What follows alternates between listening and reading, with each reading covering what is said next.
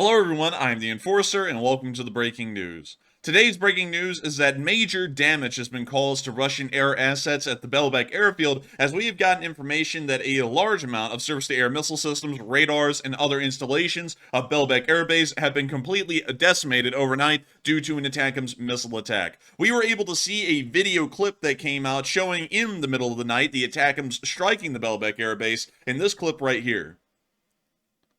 What we are seeing are the flashes of impacts of the MGM-140 ATACMS missiles as they are now impacting around the perimeter of the Belbek airfield. Belbek airfield is an airfield just north of Sevastopol inside of Crimea and is home to some of the Russian Su-34 and Su-35 aircraft wings that have been used so far in the Ukraine war. Su-34s are usually a high-priority target for the Ukrainian armed forces, as Su-34 fighter bombers are the ones usually conducting air support missions inside of the area of occupied Ukraine. These ATACMS missiles are not only targeting the air traffic control building as well as the tarmac of Belbek, where these aircraft are kept, it is also targeting at the exact same time an S-400 surface-to-air missile battery that is just right off of the tarmac, right next to it, which we understand may have been completely destroyed overnight. We already know that the radar system, which was a part of that S-400 battery, has been knocked out, meaning that that battery is now inoperable, but we do not know about the status of the multiple launchers that are also a part of that battery as well. Well, you see the fires and explosions continuing to emanate from Belbek airfield. It seems as though in this clip something has already caught on fire on the runway and is burning, as the ATACMS missiles are still flying in, as the video clip will continue.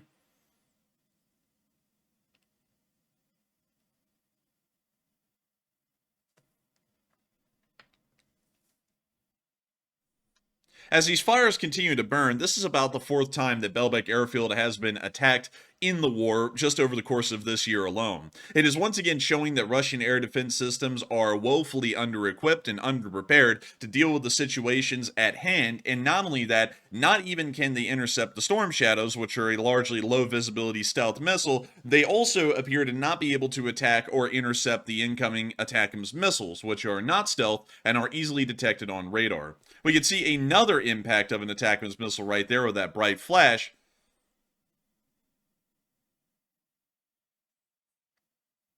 And we can see more blazes continuing to erupt as it's either reaching new aircraft or new fuel silos or new fuel trucks that were along the tarmac of the runway, leading to large minor explosions within the continuing and burning inferno.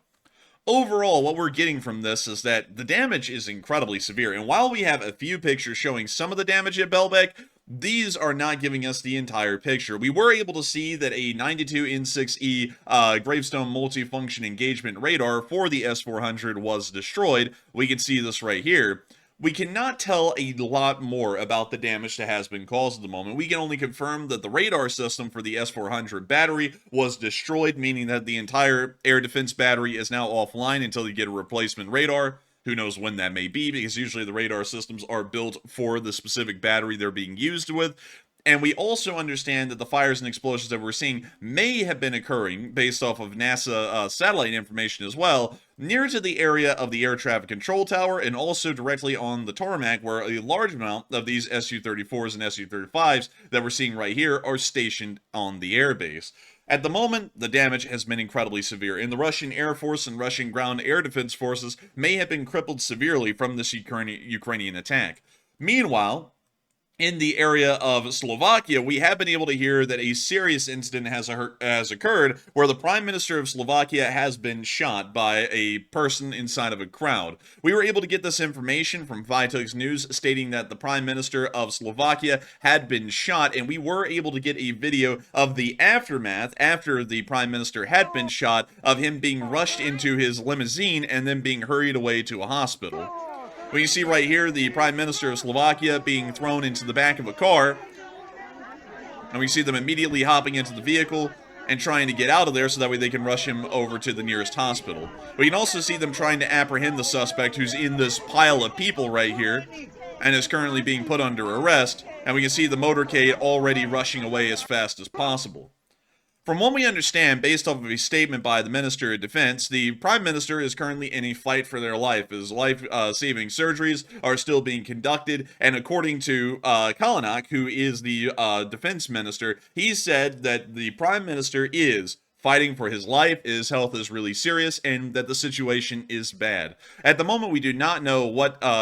compelled the gunman to fire onto the Prime Minister. We do understand that the Prime Minister was conducting some kind of a meeting in the area and was walking out of a building when he was then shot by the gunman several times, and we do have reports that some of the bullets have punctured either some of his organs, one of them went through his lower abdomen, and one went through his upper shoulder. We still do not have a large amount of information about the motives of the gunman or the actual condition of the Prime Minister, rather than the statement from the Minister of Defense saying that his situation is critical and that he is currently involved in a fight for his life. Of course, this is a very concerning situation. We do not know if there was any Russian involvement in this assassination attempt or any external involvements. It may have just been a crazed gunman, or it may have something of a larger diplomatic or political motive behind it that at the moment is currently unknown due to the recency of this event only happening about 1 hour ago. Meanwhile, a fight for the life of Ukraine is currently being held in the area of northern Kharkiv. As we do here, that Russian and Ukrainian forces are continuing to battle over the lands in the northern Kharkiv Oblast, trying to see who will come out on top in this offensive. We have been able to see that over the past 24 hours, a decent amount of frontline change has been made. We do know that a 2-kilometer advance has been made on the western side of the Seversky Donets River, and we also understand that an advance has been made near to the meatpacking plant inside of northern Vovchansk. But at the moment, we do hear that Ukrainian forces are attempting to stabilize the situation, and that these Russian advances may soon be contained by Ukrainian defensive positions. We were able to get an announcement that the retreat of Ukrainian forces, or the withdrawal into the area of Vovchansk, and also into the smaller village of Buhrovatka, was apparently so that way they could move into more defensible positions that were on higher grounds and would allow for Ukrainian forces to inflict a larger amount of damage onto Russian forces and also make their defensive lines far more tenable. According to the General Staff of the Armed Forces of Ukraine, in some areas, in the areas of Lukyansev and Volchansk, due to enemy fire and assault, in order to save the lives of our soldiers and avoid losses, units maneuvered and moved to more advantageous positions. The battle continues. And according to this, we've also heard that Zelensky has canceled his visit to Spain and Portugal, most likely to talk about the war in Ukraine, and also to most likely try and gain favor from more aid. At the moment, it does sound, based off of reports we were getting yesterday and the report from the General Staff of the Armed Forces of Ukraine today, that Ukrainian forces will be able to create a defensive line through the Vovchansk-Buhrovatka area, and will also be able to control the major bridge works that go from Buhrovatka and over to Prilipka. If they are able to maintain this, this means that supply lines in the area will largely be secure, and this also will ensure that the Ukrainian defensive forces will be able to inflict incredibly high casualties on Russian forces before they have to move into further defensive positions further south, or they will be able to hold their ground and completely contain the Russian offensive going here forward. We have already heard that the Russian offensive in this area is starting to run into low morale issues due to the heavier resistance that they are receiving, much more different than what was expected, and we're already starting to hear that a Russian lack of morale has led to some Russian commanders threatening that, according to what has been heard, that soldiers that attempt to retreat will be killed by barrier troops if they refuse to go on the assault into the Kharkiv region. This is once again giving us a fairly good indicator that Russian morale is most likely low, which may once again greatly hinder the efforts of the Russian invasion force to move beyond Vovchansk and also the small village of Buhrovatka and further on down the Seversky Donets River area. We also understand that Russian forces around the area of Lukyancy and Hliboke, which are the furthest south that Russian forces have been able to make it in this area, have most likely been contained at the moment by Ukrainian forces, as defensive lines have been made and they appear to be fairly solid as of the past 24 to 36 hours. We'll be, of course, trying to make sure to keep up to date as best as possible on this information that we're getting out of the area and hope that the situation continues to remain incredibly positive. We do hear that there are around 30 to 50,000 Russian combat troops that are most likely involved in this offensive, and we don't really have a lot of information about their logistical structures or their command structure, but we do understand that out of these 30 to 50,000 troops, only 2/3 of them are currently involved in the ground operations inside of Ukraine.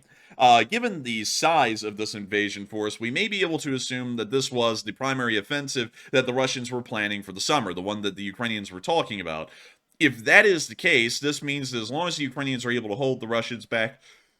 within these small village areas north of Kharkiv, they will most likely be in a very good standing to thwart the Russian offensive and then prepare for a offensive of their own along the front lines somewhere inside of Ukraine. We wouldn't really know what the Ukrainians' next plan would be at the moment. It's going to be to contain this offensive, which it does appear that they are in the works, or at least getting incredibly close to actually being able to create a successful containment of the Russian Federation's forces in this region. Moving on from that, we also got some news from inside of Kyiv where we were able to hear that the Ukrainians want the United States to lift the ban on usage of American weapons on Russian territory. This is something that may have been brought up because of the Kharkiv offensive. The issue with this request is that if the Ukrainians get to use American weapons on Russian targets, that means that they most likely will end up bringing the United States into the war in some way or another, as the Russians will use this as justification to say that U.S. forces are firing on them because there are U.S. weapons being used, and that could start to lead to a larger confrontation with the Russian Federation. It is something that has to be weighed out by the United States government as to whether that risk is acceptable or not, because in reality, if the Russians ever conducted any hostile action towards the United States, that most likely would be a lose-lose for the Russians, no matter how it went. It would, of course, end in nuclear war either way. It's really just a question of whether the Russians would be able to hold on against the combined forces of NATO, or whether they get steamrolled. Either way, they're going to lose in the end, so does it really matter? And that's something that the United States government probably knows, but at the same time, do we want to even inflame the Russians to that point where we have to start asking the question of how will the nuclear weapons be launched, tactical and strategic? And that is something that I believe will most likely lead the United States to not allow American weapons to be used inside the Russian Federation. We also know that the United States has largely had a policy over the war in Ukraine of trying to avoid outright confrontation or conflict with any country in the world at the moment, and that once again would lead us to believe that the United States would not approve the usage of our weapons on Russia, because that may start to move us out of this hard middle line that we've been trying to play over the past 2 years since the beginning of the war in Ukraine, and also conflicts inside the Middle East, where we have, of course, supported pro-Western interests like Ukraine and Israel, but we've never really taken direct hostile action against any party in support of those two countries. So going off of that, I would highly assume that we're not going to see this request approved, but nevertheless, the Ukrainians are asking. But with that, that is all of the major breaking news that we have at the moment. I thank all of y'all so much once again for watching. It is always an incredible honor to be able to cover this news for each and every one of y'all, and if y'all did enjoy, please make sure to like, comment, and subscribe, because it makes us really happy on this channel, and it also keeps you up to date a little bit with what we do behind the scenes, and also, making sure to keep you up to date with all of our news updates that come out every day as well. If you really enjoyed this, make sure to support us on Patreon. It does help us out, and a huge shout out to all of the patrons who are currently supporting this channel and helping us to make this a reality day in and day out. Because if it wasn't for folks like y'all, we wouldn't be able to be here right now covering these videos and covering world news every single day. And so with that, I thank you all so much once again for watching, and I will see you all in the next one.